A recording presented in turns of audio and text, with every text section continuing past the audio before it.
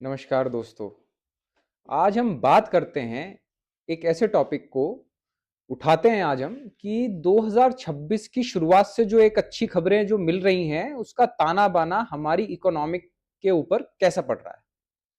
अभी 2 दिन पहले से ही हम समझ में आ रहा है कि डील्स हो रही हैं, इंडिया की इतनी सारी डील्स हो रही हैं, ईयू के साथ मदर ऑफ ऑल डील किया, यूएस ने भी हमारे साथ ट्रेड डील कर ली है फाइनल। उससे पहले यूके की डील हो ही चुकी थी, जापान की डील ऑलरेडी हम कर चुके हैं।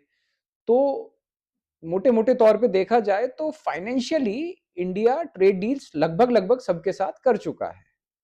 तो इसके ऊपर हमारे जो इकोनॉमी है और हमारे पड़ोसी मुल्क, वैसे तो कहीं है नहीं उनसे कंपैरिजन हम लोगों का, बट फिर भी हम एक कंपैरिजन मतलब नाम के लिए कर लेते हैं, उनके साथ हम लोगों का कैसे कंपैरिजन है।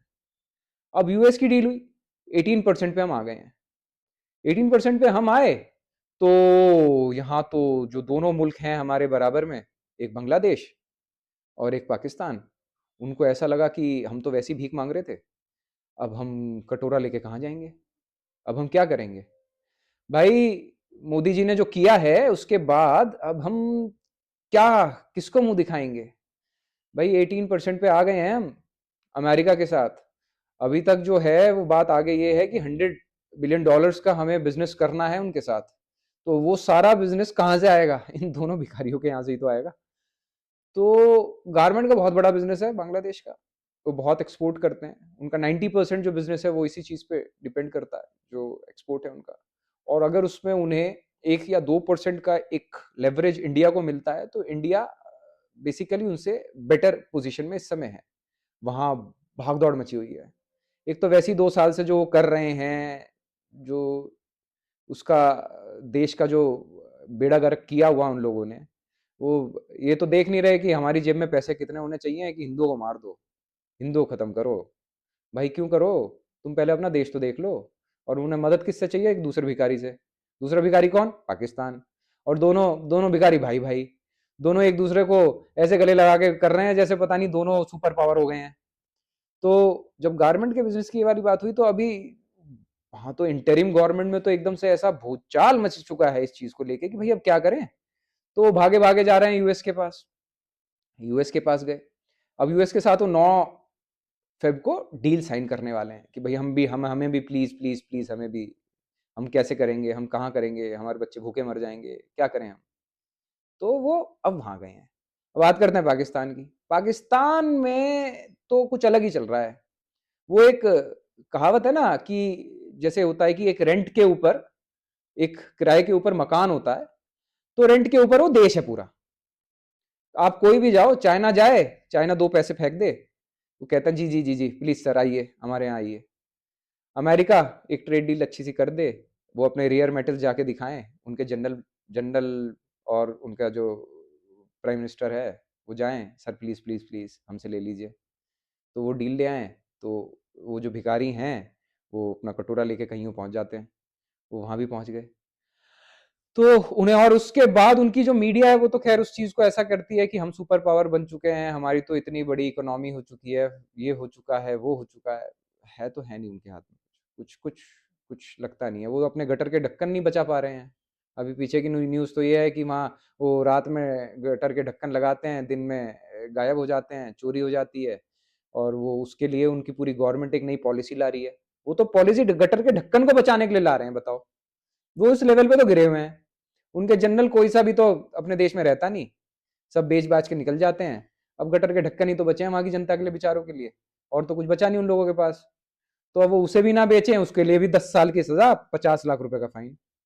उनके यहाँ गटर का ढक्कन 50 लाख रुपए का है।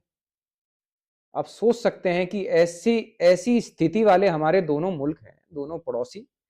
और बट इन सब में एक जो सबसे बड़ी बात, जो सबसे अच्छी चीज आज सुबह मुझे न्यूज देखी और एकदम उसे देख के दिल ऐसा खुश हुआ ना, कि जो ट्रेड रिप्रेजेंटेटिव वॉशिंगटन है उन्होंने भारत का नक्शा निकाला ट्रेड डील के लिए। और उस नक्शे में कश्मीर जो है, जो हमारा है, जिसे वो आजाद कश्मीर कहते हैं, आजाद वो ऑलरेडी हो चुका है, वो आजाद हो चुका है 1947 में भाई। वो आजाद है, इंडिया भी आजाद हुआ, कश्मीर भी आजाद हुआ, कश्मीर इंडिया का अभिन्न अंग है। तो वो जो कश्मीर है वो इंडिया का पार्ट है उनके लिए। तो वैसे तो हमें जरूरत तो नहीं है कि कोई और हमें ये बताए, चाहे वो अमेरिका ही हो, कि भाई ये आपका पार्ट है, बट चीज ये पता लगती है कि इंटरनेशनली भी अमेरिका जैसा देश अगर ये चीज कहता है, एक नक्शा निकालता है जिसमें उसे इंडिया का पार्ट बांधता है, तो खुश तो होने वाली बात है। देखो थोड़ी तो खुशी होती है ना इन सब चीजों से, कि ये जो एक जो फॉल्स नैरेटिव जो पाकिस्तान बना के चल रहा है कि जी अमेरिका हमारे साथ है, और अमेरिका तो देखो कश्मीर के ऊपर भी है। भैया वो कश्मीर दे चुका हमें अमेरिका, वो मान चुका कि ये इन्हीं का ही पार्ट है। तो उनका वो नैरेटिव भी फेल हो रहा है। अब कहां पे ये भिखमंगे किस तरीके से इस चीज को अब नैरेटिव सेट करेंगे, मुझे तो समझ नहीं आ रहा। कि अब इस डील के बाद तो आई थिंक इनके पास कुछ बचा नहीं है करने के लिए। साल की शुरुआत इतनी बेहतरीन हुई है इंडिया के लिए, और साल का एंड आते आते हम लोग इकोनॉमिकली बहुत स्ट्रांग हो जाएंगे। सर्विस इंडस्ट्री हमारी ऑलरेडी बेटरमेंट पे है ही। अब मैन्युफैक्चरिंग इंडस्ट्री भी अगर काम कर जाएगी, तो ये दो इंडस्ट्री तो उठा के जो हमारे जो सपना है कि हम $5 ट्रिलियन की इकोनॉमी बन जाएंगे, मुझे तो लगता है $10 ट्रिलियन की इकोनॉमी बन जाएंगे भाई। बट ये डील्स बहुत अच्छी हैं अभी, ठीक है। जिस एक फॉल्स नैरेटिव चला आता है, एक नैरेटिव ये आता है कि देश को बेच दिया जी, क्या किया है कि एग्रीकल्चर सेक्टर खोल दिया है उनके लिए, डेयरी सेक्टर खोल दिया है उनके लिए। अरे भाई अभी अभी डील फाइनल होके बाहर नहीं आई है। अभी गवर्नमेंट पे इतना भरोसा रखो कि जब वो डील आएगी तो सबको पता लगेगा डेमोक्रेसी है, कहीं नहीं मरी, वो चीज बाहर आएगी। और मुझे बिल्कुल इसका अंदाजा है कि उसमें डेयरी इंडस्ट्री और एग्रीकल्चर इंडस्ट्री नहीं खोली जाएगी, नहीं खोलेंगे हम, वो हमारी है। आप देख लीजिए ईयू के साथ डील हुई, ईयू के साथ डील में सब लोग भूल जाते हैं एक चीज, कि छोटे सेगमेंट की कार्स हम लोग बनाते हैं, महिंद्रा हुआ, मारुति हुआ। तो जो छोटे सेगमेंट की कार्स है 25 लाख तक की कार्स, उनके ऊपर ईयू की डील में लिखा गया है साफ तौर पे कि वो जो यहाँ पे जो डील आएगी जिसमें जो कार्स आएंगी, ऑडी, मर्सिडीज और ये सारी जो गाड़ियां आएंगी, वो 25 लाख से नीचे की गाड़ियां नहीं देंगे इंडिया, वो उससे ऊपर के सेगमेंट की गाड़ी है। तो इससे जो मैन्युफैक्चरिंग है हमारी, जो मेजर चंक है, वो तो उसको तो सेफगार्ड किया है ना गवर्नमेंट ने। तो हम इस चीज को अगर देखें कि ईयू के साथ डील में जब इस चीज को हम लोगों का एक सेफगार्ड हुआ, तो वो डील में अमेरिका की डील में भी हो गई। ऐसा तो नहीं है कि वहां पे हम लोग एकदम भूल जाएंगे सारी चीजें। कुछ चीजें हैं जो बाहर निकल के आएंगी, कुछ चीजें हम जो देख रहे हैं। और भाई अभी तो खुशी का माहौल होना चाहिए कि जो दो भीखमंगे हैं हमारे मुल्क बराबर के, जो दोनों भाई भाई बन रहे हैं आजकल हर हर फील्ड में, वो कहते हैं कि वे बांग्लादेश, अरे सालो तुम्हारा बांग्लादेश जो है उसको तोड़ा और तुम ही अब उसके साथ खड़े हो गए। गलत है ना भाई। चलिए आप बताइए कैसा रहा ये वीडियो आपके लिए। हम फिर बात करते हैं आपसे। ओके, जय हिंद।